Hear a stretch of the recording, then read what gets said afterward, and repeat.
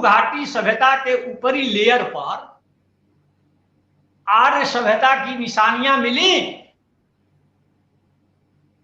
उनकी पूजा पाठ की पद्धति मिली मोहनजोदड़ो और हड़प्पा में, कैसे जीत ली गई वो सभ्यता। भाई कोई भारत को जीतता है, कोई किसी देश को जीतता है तो जीतता है तो फिर वहां रहता है, जीतकर अपने कब्जे में कर लेता है।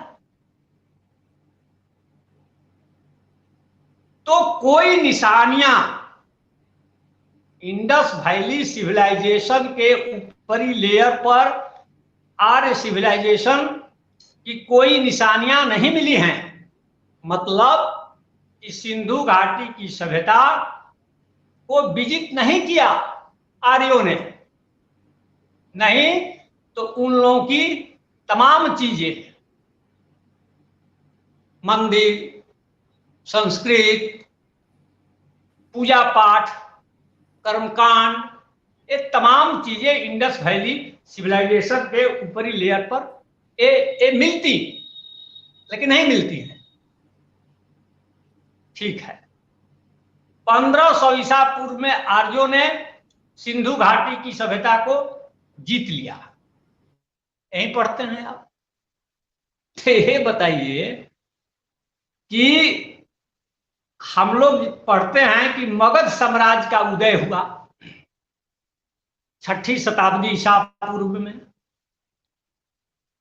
उसके पहले यहां बृहद्रथ वंश था, जिसमें एक प्रतापी राजा जरासंध थे। उसके बाद हर्यक वंश आया 6ठी शताब्दी ईसा पूर्व में, हर्यक वंश। हर्यक वंश के बाद शिशुनाग वंश आया, शिशुनाग वंश के बाद नंद वंश आया, नंद वंश के बाद मौर्य वंश आया। तो हर्यक वंश नागवंशी थे और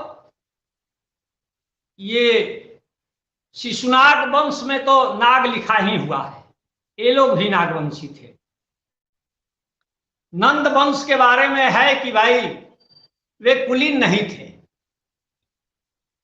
और मौर्य वंश को तो जानते ही हैं। तब ये बताइए कि आर्यों ने सिंधु घाटी सभ्यता को 1500 ईसा पूर्व में जीत लिया, तो फिर उन आर्यों को ये हर्यक वंश, शिशुनाग वंश, मौर्य वंश कब जीत लिए, इसका इतिहास कहां है? वो लड़ाई कब हुई थी, वो युद्ध कब हुआ था जिसमें आर्य लोग पराजित हुए थे और हर्यक वंश, शिशुनाग वंश, मौर्य वंश, नंद वंश का कब्जा हुआ भारत पर?